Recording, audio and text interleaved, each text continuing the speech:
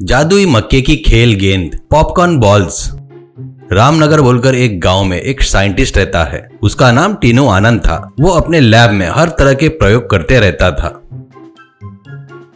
उसके पास लड्डू बोलकर एक असिस्टेंट भी रहता है। असिस्टेंट बोले तो प्रयोग करने वाला नहीं, उसके व्यक्तिगत बातों में, जैसे उसको समय पर कॉफी लाकर देना, दवाई की गोलियां खाने के लिए लाकर देना,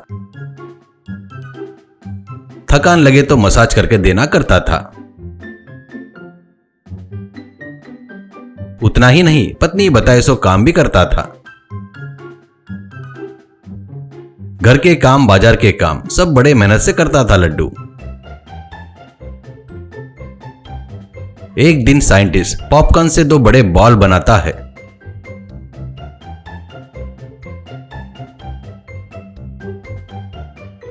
बाद में वो एक वॉच पहनकर जिधर जाता था उधर वो बॉल आ रहे थे।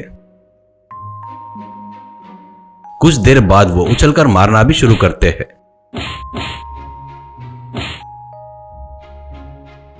वो सक्सेस सक्सेस ग्रैंड सक्सेस कहकर वॉच निकालता है। वो देखकर लड्डू भी तालियां बजाता है। लड्डू बहुत अच्छा था पर गरीब था। साइंटिस्ट कितना पगार बढ़ाए तो भी उसकी जरूरतों के लिए बस नहीं होते थे। उसके माँ बाप और शादी की उम्र की बहन के लिए वो ही आधार था। वो मेहनत करके लाए पैसों पर ही वो सभी लोग आधारित रहते हैं।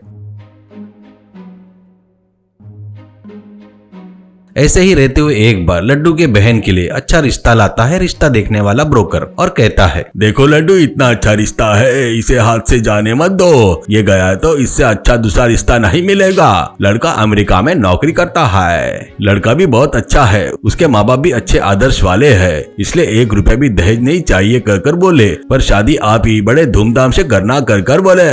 अच्छे से सोचकर बताओ क्या करना है कहकर चला गया। लड्डू धूमधाम से शादी करना बोले तो आजकल कम से कम 10 लाख तक का खर्चा होगा। उतना पैसा मैं अभी कहां से लेकर आऊं? अब इस घर को गिरवी रखकर कर्जा करना ही पड़ेगा करके सोचता है। ऐसे वो घर के पेपर लेकर कर्जे देने वाले पटनायक को जाकर मिलता है। पटनायक को सब बताकर, बाबूजी, शादी होने के बाद मैं कैसे भी करके तुम्हारा कर्जा चुका दूंगा, मुझ पर भरोसा करो। अगर मैं कर्जा नहीं चुका पाया तो घर आप ही रख लो, ऐसा कहता है। पटनायक बहुत बड़ा हरामी और लालची था। उसके पास कितना भी ईमानदारी से रहे तो भी कोई फायदा नहीं था। पटनायक, देख लड्डू, तेरा घर तो 10 लाख का नहीं है, फिर भी बहन की शादी कह रहा है ना, इसलिए 10 लाख दे रहा हूँ। तू समय पर कर्जा नहीं चुका पाया तो मेरे बारे में पता है ना। देख, कर्जा नहीं चुका पाया तो जब तक ये सो सामान वैसा तेरा घर भी मेरा हो जाएगा, ध्यान में रख ले। मेरे आदमी को देखा ना, एक एक देख कैसा है। दिखाते हुए 10 लाख देता है। शादी बड़े धूमधाम से होती है। शादी में आए हुए साइंटिस्ट और उसकी पत्नी भी दूल्हे और दुल्हन को आशीर्वाद देते हैं।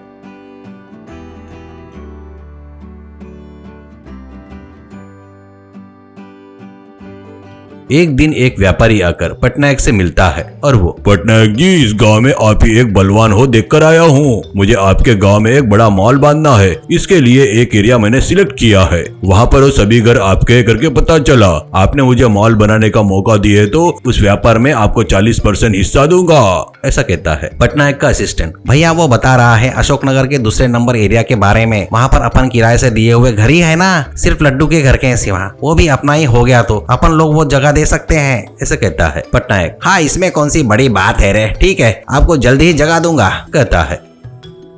एक दिन साइंटिस्ट को लड्डू के कर्जे के बारे में पता चलता है। उससे पूछता है, क्यों लड्डू, कर्जा करने से पहले मुझे एक बात बता सकता था ना? इतने सालों से मेरे पास काम कर रहा है, क्या मैं तेरे को 10 लाख नहीं दे सकता क्या? पागल कहीं के, घर कोई गिरवी रखता है क्या? ये ले पैसे, ले जाकर उसके मुंह पर मारकर घर के पेपर लेकर आ। ये ले, दोबारा ऐसे काम करने से पहले मेरे को बता, कहकर पैसे देता है। लड्डू उनके पैर छूकर, मेरे भगवान हो सर आप, कहकर पैसे लेकर चला गया। लड्डू जाकर पटनायक को पैसे देने जाता है तो वो, पैसा मुझे नहीं चाहिए लड्डू, मैंने घर रख लिया है, होना तो बोल, और 5 लाख दे सकता हूँ। तो लड्डू, वो हमारे दादा परदादाओं ने बनाए सो घर है, उसको मैं कैसे बेचूंगा, मुझे माफ कीजिए, पैसा लेकर मेरा घर के पेपर मुझे दिए तो मैं चला जाऊंगा, ऐसा कहता है। पटनायक, अच्छे से बता रहा हो तो सुन ले, नहीं तो तेरी किस्मत, वो घर मेरा है, तुझे जिसको बताना है बता दे, ऐसा कहता है। लड्डू अब क्या करना करके वो बात आकर साइंटिस्ट को बताता है। साइंटिस्ट, ऐसे बेवकूफ को सबक सिखाना चाहिए लड्डू। कहकर उसने बनाए सो वॉच और वो बॉल्स उसको देखकर क्या करना है बताता है। लड्डू जाकर पटनायक के घर के आगे वॉच फेंक कर दूर वो बॉल्स को रखकर एक जगह छुपकर देखते रहता है। घर से बाहर आए पटनायक को वो वॉच दिखकर उसे उठाकर हाथ में पहनकर, अरे वाह मस्त है ये वॉच, किसने गिराएगा यहाँ पर करके सोचते वक्त उसके पास वो पॉपकॉर्न बॉल आकर रुकते हैं। वो उन्हें देखकर, अरे ये कहां से आ गए, मस्त है ये तो, जाने दो, मुझे इससे क्या करना है बोलकर आगे चला जाता है। वो बॉल भी उसके पीछे जाते हैं। वो बॉल को देखकर भागने लगता है।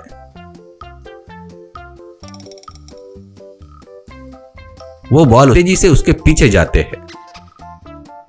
वो आगे भाग नहीं पाकर थक कर एक जगह पर रुककर हाफ रहा था। वो बॉल उछल उछल कर उसको मार रहे थे। वो अरे बाप रे बचाओ, मर गया रे, अरे बाप रे करके चिल्ला रहा था। वो कितना भी चिल्लाए तो मारना बंद नहीं हो रहा था।